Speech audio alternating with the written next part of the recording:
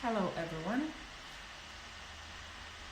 Today's our guest is Steve Harris. Let's wait for him to join us.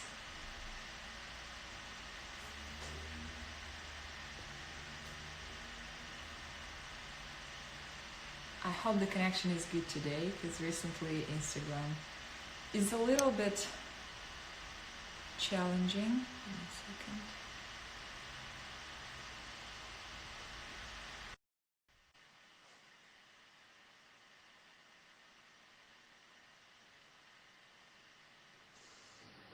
Hi Steve, how are you doing today? Hey Olga, I'm great. How's it Let going? Right, thank you for asking. Let me introduce you a little bit. Steve is one of the best coaches in African continent. He's also most followed, most downloaded, and most actually reshared his content. I mean, people most download his contents on his social media, which is really, really cool. And today I have quite a few questions on all the things probably you do on your private coaching or you share it also on your social media. And I really, really want you to share it also with the audience that attends this session, either during the session or after the session. So the first question, I think, is the most common question during pandemic.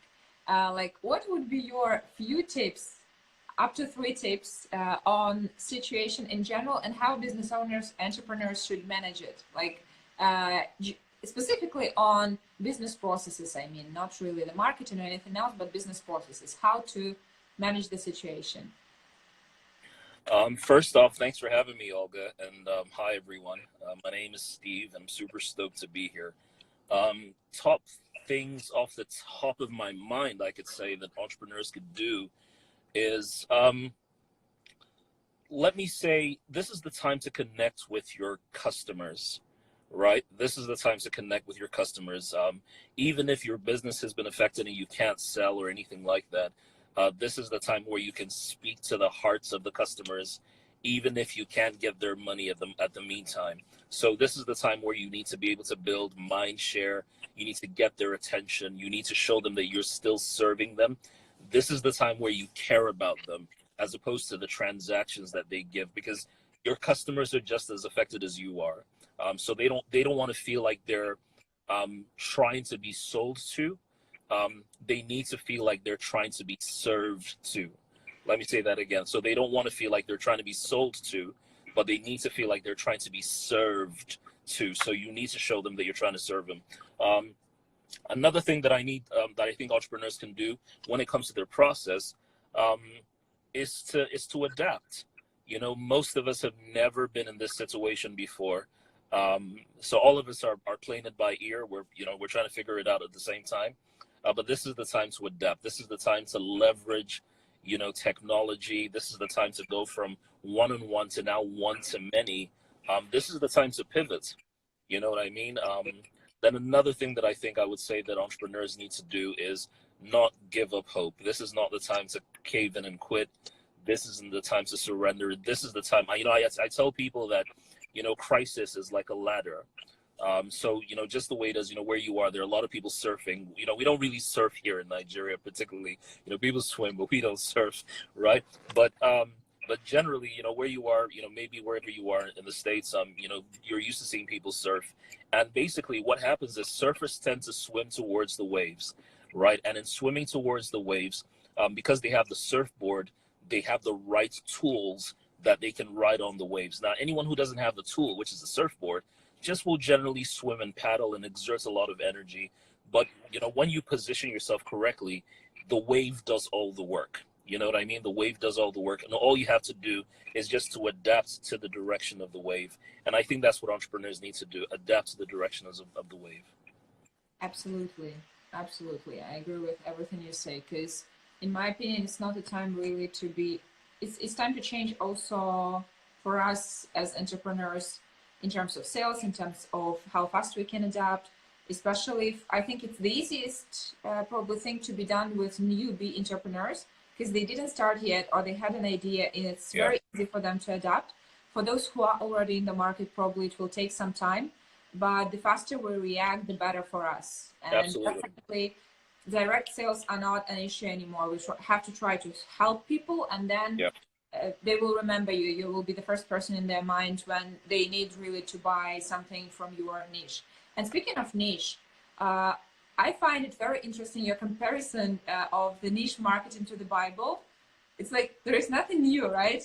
Yes. So, and Absolutely. what about if, like, you were to mention three core tips on the niche marketing, either with comparison to Bible or in general, what would be those three tips? All right.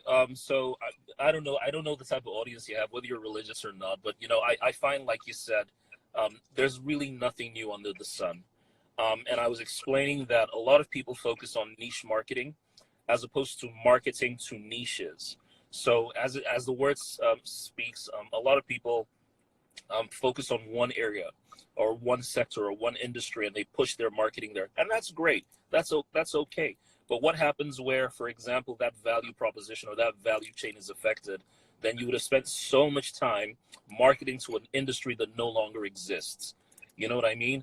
So what we need to now do as entrepreneurs is to go from niche marketing to marketing to niches, right? And I gave an example on my page where I was talking about Jesus, and I said when he came out to talk about his message, he had to break it down to different niches. So while he was talking about the gospel or the good news, he was talking about, what this means is recovery of sight to the blind. So if you're blind, the good news is you're going to see. If you are incarcerated, the good news is you're going to be free. If you're hungry, the good news is that you're going to have food. So what he was doing is he was breaking down his marketing to different niches. And that's what entrepreneurs need to be able to do. We need to be able to explain what we do as simple as possible to as many customers as possible. So when you say you're an accountant or you offer tax consulting services, what does that mean for somebody who's in your field? What does that mean for someone you're trying to serve? It may not, the way you would push tax consulting, for example, to a Fortune 500 is not the way you would do it to a mom and pop shop, right? Absolutely. They're two different marketing. So it's the same product, but the way you sell it, the way you communicate it is entirely different. The mom and pop shop is thinking about how they're going to gain access to finances or how they're going to be able to pass the business over to the kids. But to the Fortune 500, they're thinking about global domination and opening in Asia and this and that and this and that, right? So it's about taking the messaging and then downsizing it to different markets. Absolutely. I think many entrepreneurs, the biggest mistake they do in the beginning, they don't know their target audience, because they try to target just everybody, every company on the market. If they target like individuals, they will target just anyone with very random message. And this message does not have any value. And that's the problem. That's about the same with niche. And that's why you should first choose your target audience, and then you should know directly who you're speaking to. And the message and the way you speak to them, as you mentioned, would be absolutely different. But until you realize that, you will be way too lost. Like, you will sell probably nothing, because selling to everyone means selling nothing. To no one, That's absolutely. And You're absolutely right. Speaking of marketing, what marketing strategies, in your opinion, work really well during pandemic? Obviously, it's probably online marketing, but specifically, if you could give advice on maybe specific social media or whatever works for your students, for you, if you could mention a few. All right. Let me say this, because of the pandemic, a lot of industries and businesses have been disrupted, right? And disruption is an advantage if you can take advantage of it. It's a great opportunity. And I say that because prior to COVID, prior to the pandemic, many entrepreneurs expected their customers to come to them, right? But now you have to go and meet them, because there are so many different alternatives and options, and they've got very short attention span. So if you're sitting as an entrepreneur and sitting on your high horse and expecting that, we were the big dogs in the beginning, so they'll still come to us. No, they will not. They're finding out that there are many other alternatives. So now you've got to go from where the customer was coming to you, where now you are going to the customer, where you are literally, think about it this way, Olga. And I was teaching this to some of my students, and I was saying to them that, for example, Instagram is where all of us are right now. So that's the go-to app right now, apart from TikTok. I have over 100,000 followers, right? Now, I know that Instagram does not show my contents to all my followers. In reality, Instagram just shows my content to maybe 10% of my audience. That's 10,000 people. Apart from that, Instagram, only about 1% of your audience will engage with your content.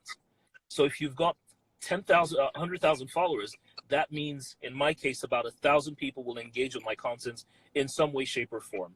Now, guess what? Out of those 1,000, I have 1,000 people engaging, 10,000 people who see my content on the average on their timeline. But guess what? I've got over 90,000 people, Olga, who will not see anything about what I'm talking about. So I may be getting high on likes, but likes don't pay the light bills. Likes don't put money in your pocket. So unless you have a strategy to go meet them where they are, where you literally go into their DM, for example, and say, hey, look, I noticed you engage with my content. Is there something I can offer you? And then create a conversation. So I was talking about this thing, and it's a very simple principle. I'm not going to ramble. Your marketing must act, all right? Everybody who's listening, your marketing must act. And what I mean by act is A stands for attract attention. So your marketing must attract attention. They've got to be able to see it. It's got to hold their attention because there's so many things competing for their attention. So your marketing must A, attract attention. Then your marketing must C, create conversation. It's got to create conversation. There's got to be an exchange. So it's not just buy my stuff, buy my stuff. You're creating a conversation either about what you've posted, either about the products or the service and how you can help them. And then T, this is where a lot of entrepreneurs drop the ball, is your marketing must turn to transactions. So we do attract attention, create conversation, and then turn to transactions.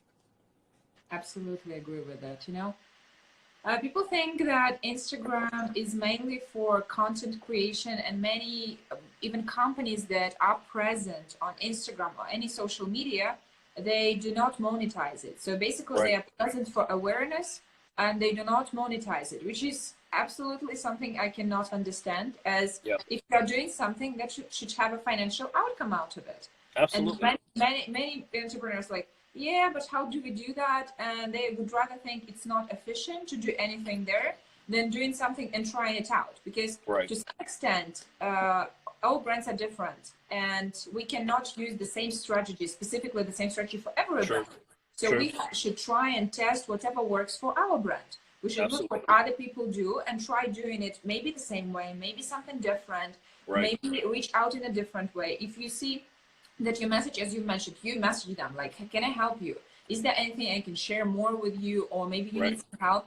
If this message didn't work for one person, it doesn't mean it will not work for like 9 other people. Absolutely. Or on the other hand, maybe 10 times it didn't work, then maybe changing message, that's something you should do. But people get discouraged, like after sending 2 or 3 messages, they don't see any result and they think that it doesn't work. But it's not like how it works, right? So basically, no, it's not. My opinion is that people don't do proper work on their social media. And from what I've seen, sometimes also from people I work with, they're like, no, it doesn't work. How do you know if you do not try it? Like, absolutely, it's not something that can happen. And if speaking about mistakes or whatever, like, you are coaching for so many years, and you probably have seen like 3 common mistakes that entrepreneurs do when they start their business. If you could share some. Awesome. Yeah. I think the first mistake that I think entrepreneurs make is many entrepreneurs are traders, but they're not entrepreneurs.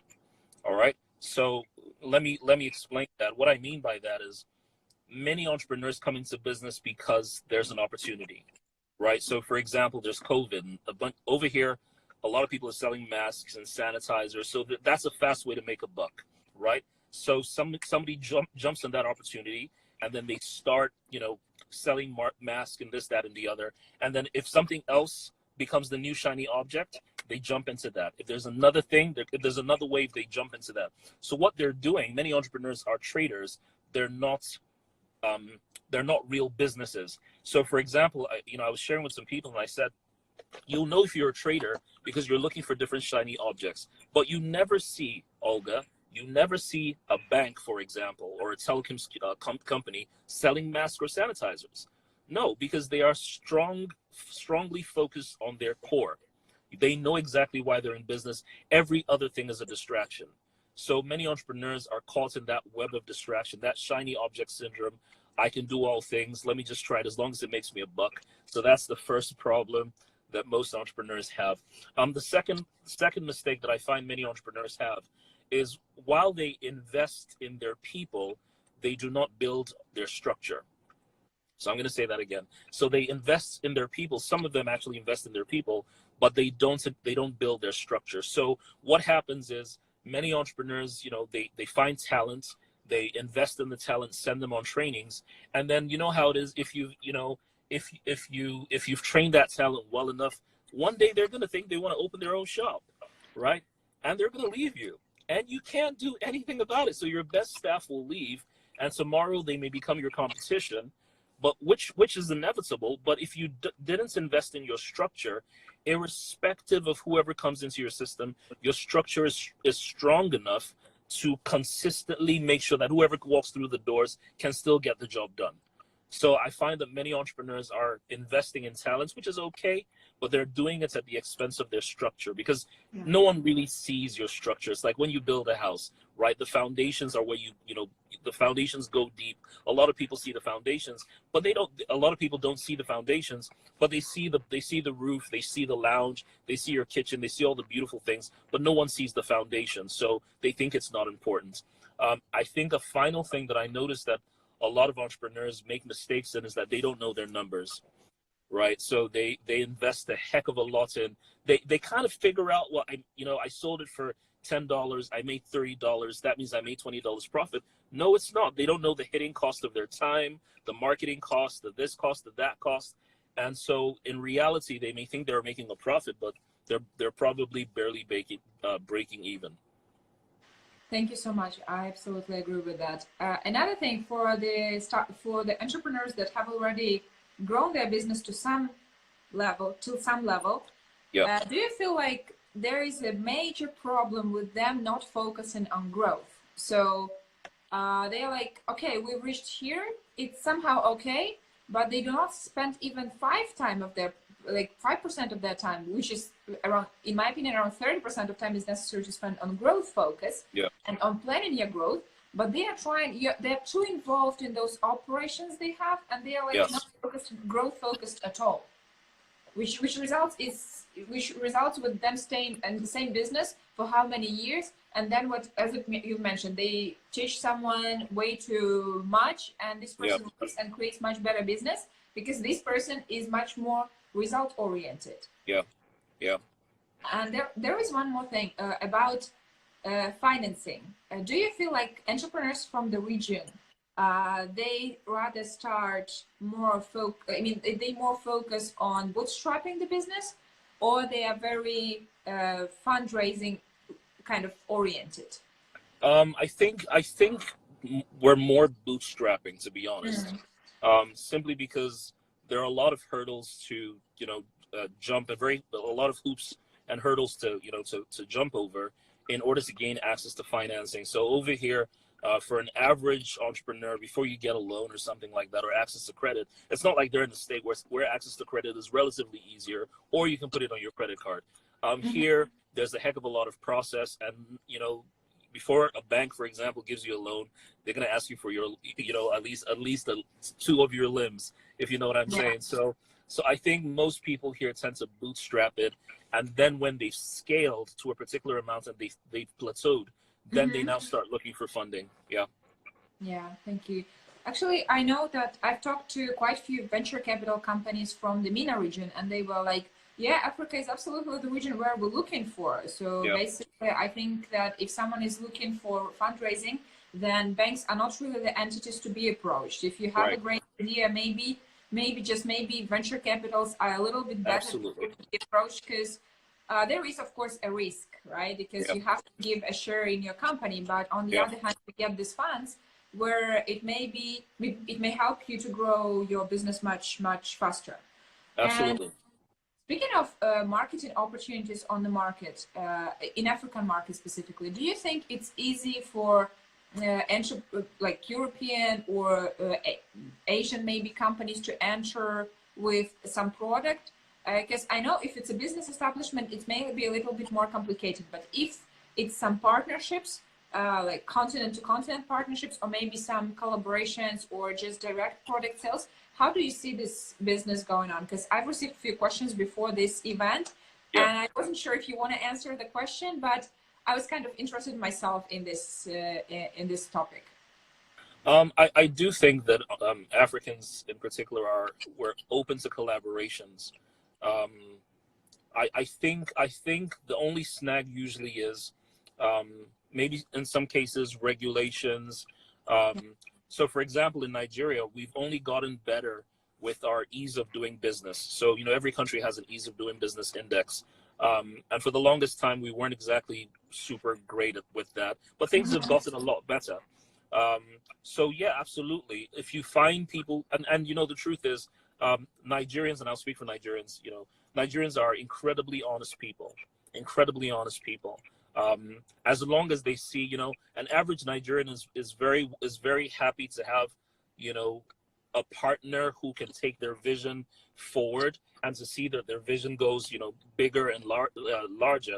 We don't mind collaborating as long as it's fair. We don't mind collaborating. So there are many opportunities. I think the only snags sometimes are maybe regulations in some cases, or where things are not, clearly spelled out. You know what I mean? But yeah, they're great. I mean, there are a lot of brands who are in Africa and also in Nigeria that are doing incredibly well. You know what I mean? They're making a lot of money, and they do get some level of tax rebates and things like that, particularly if they're coming in for the first time. And, the governance is all about entrepreneurship and employment, because we've got a very large youth population. Over 70% of Nigeria's population are under the age of 30. You know what I mean? So a lot of us are bootstrapping entrepreneurs. Yes, definitely. And what do you think, like, if, because from the legal perspective, I know how hard it is to sometimes for newbie entrepreneurs to put everything on the table. Like, if someone is partnering, what I've seen a lot of times, and I'm always speaking about it during the times we coach startups or whatever, guys, please do the proper agreement. Like, discuss everything and divide your obligations to the company and what you are going to bring to the company to the table. In the beginning.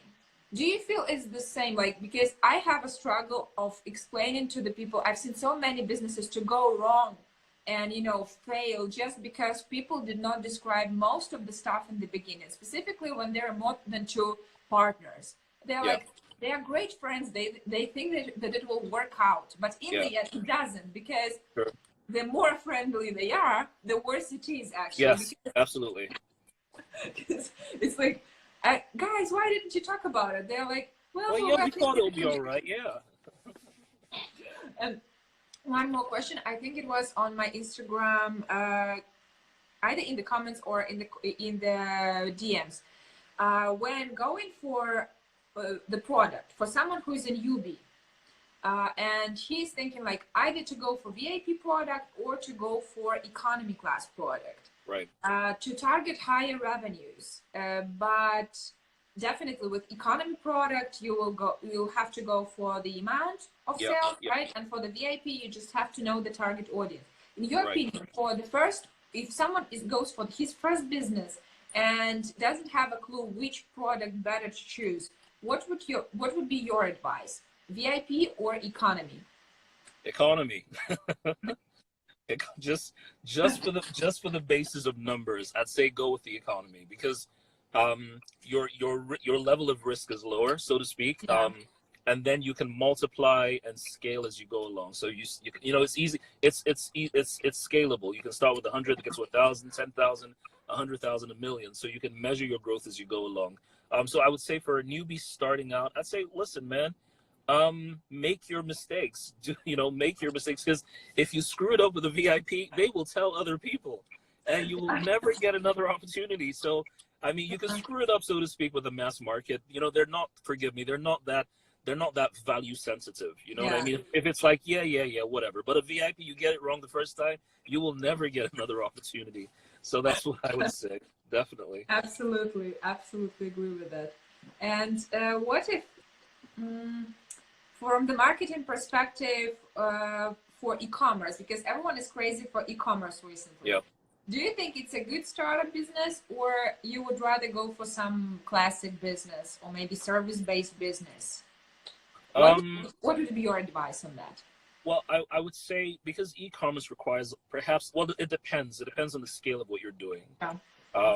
You know, for some people, e-commerce is capital intensive, depending on what the scales are. So, for some people, they're going to need, they're going to need a virtual store. They're going to need this. They're going to need that. So, for some people, it's a bit of a stretch. Selling classic things now, with selling classic items, the snag with that is always that thing about it becoming a commodity. And the fact that there's always someone else who can offer the same value at a different price and da da da da da. But I think personally, I don't think any of them will give you so to speak an edge, because even if you had physical products, you will still need some level of e-commerce to drive it and push it. If you had an e-commerce site, you still need to coordinate with inventory, physical infrastructure in some cases or the other. So it's a bit of chicken and the egg, or different sides of the same coin, so to speak. But I really do think it really does depend on the one you think you can drive. But I do think that to some degree, classic items are kind of easier to convince people with, but you only run the risk of it becoming a commodity. So you have to keep, proving why yours is either the better option or, whatever it is. Absolutely. And one question about social media, because actually two. First one is, what is your favorite social media for business promotion currently? And the other question would be about TikTok, because I see many business brands entering like TikTok recently. Yeah. And what are your thoughts on the potential of TikTok for businesses, of course? Okay, I'm gonna start with TikTok, right? I'm gonna level with you. I don't get it. I do not understand it. I just don't get it, right? But I do know that the reason TikTok will eventually become the next platform, and I think it might take a while for it to be monetized, because it's that right now it's almost like every kid's on the playground trying to get some attention and da da da da da. So it will take a bit of time to be monetized. I do see that there's a lot of opportunity, particularly for content creators on TikTok, right? There's a lot of opportunity for content creators, particularly if you're able to get attention, create conversation, and ultimately that turns into transactions. For more regular, what you might call classic businesses, not everyone is going to try to do a duet, or not everyone is trying to do something funny or whatever. So they're going to try to figure it out and say, what, maybe what we need to do is, yeah, exactly. Maybe what we need to do is pay the influencers to talk about our products. That way it gets attention, because we don't know the voice for TikTok. So right now, I don't have a TikTok voice. I don't get it. I'm looking at it. I'm like, I ain't gonna do nothing funny. This is weird. But I know but again, there is a medium for every entrepreneur, right? There's some people who are killing it on LinkedIn, and they will never go to Instagram, and they'll never be caught dead on TikTok, right? Sure. For me right now, my social media of choice is actually Instagram, and then also email marketing, to be honest.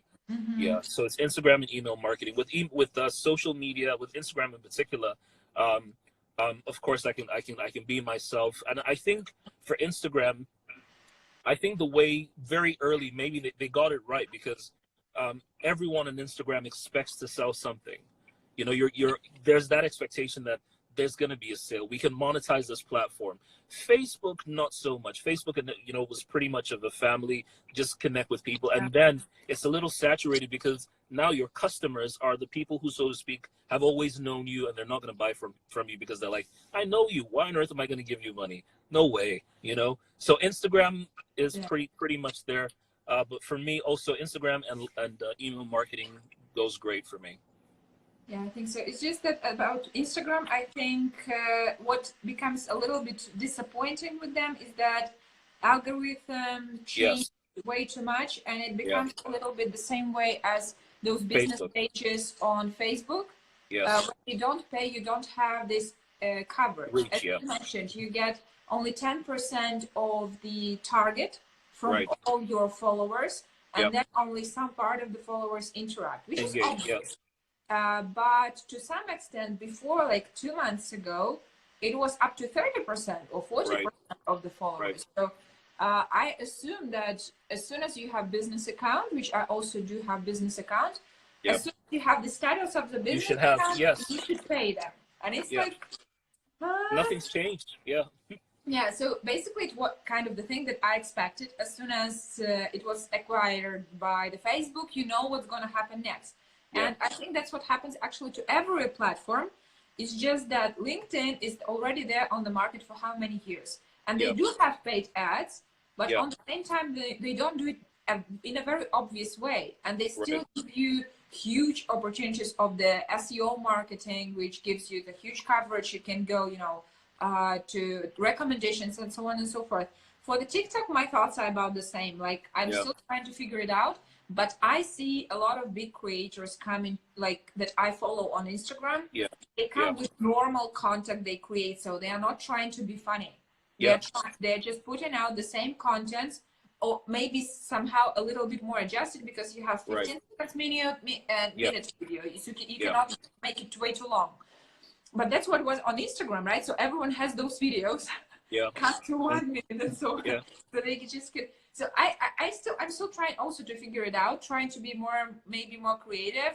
Not, but that's absolutely something I agree on. And probably the last question for today, because I know you're also a life coach to some extent, and we talked mainly about business, but not really about life. And last question is, could you give few tips to all those who stay demotivated or somehow, you know, by this situation of the lockdowns, maybe a little bit depressed? And I'm not speaking about the illness, but in general, depressed, you know, all this stuff. Few tips to stay more pumped up with energy. How do they manage this stress? And if you could tell us, and we'll happily accept whatever tips you give us. Alrighty, thank you. I'd say first off, stop being selfish, and that's the truth. That's a bit of ugly truth right there, but stop being selfish, because there's someone out there who's got it a lot worse than you have, and they're still going on regardless. You know what I mean? So a lot of us perhaps are stewing in our own juices and, you know, comparing. And I think comparison is the enemy. So the moment you compare yourself with somebody else's success, there's always going to be a reason for you to feel like you're not doing enough, right? So stop being selfish. Take yourself out of the equation. It's not about you. So when I mean being selfish, listen to yourself talk. Listen to yourself talking. You hear yourself saying things like, well, you know, no one cares about me. Well, you know, I'm not getting any exposure, or, you know, no one cares about, you know, it's I, me, I. Take yourself out of the equation and put stuff out there because you want to serve, right? You'd be surprised. It just might be you showing up to one person, and that by itself will make a significant difference. So it's not about you. A second thing that I would say is, you know, and I've said it already, somebody's got it worse than you. You know what I mean? Somebody's got it worse, but they're still forging ahead. They're still doing what they're doing, and they're still smiling. You know what I mean? So don't just sit down and be demotivated and, you know, stewing in your own juice and crying. You know, go out there. I find in serving someone else, so to speak, there's a sense of fulfillment that comes with serving other people and helping other people. You know, in giving, you actually receive. Another practical thing that I can say that, you know, any of us who's, you know, feeling a funk, is, look, find something to make you laugh, right? Find something to make you laugh. Find something that gives you joy, right? There's you know, something, you know, even if it means Netflixing and chilling and watching your favorite show, right? And it makes you laugh and it makes you happy. That those endorphins go into your bloodstream, and it does wonders for you. Maybe even working out or whatever it is that gets you going.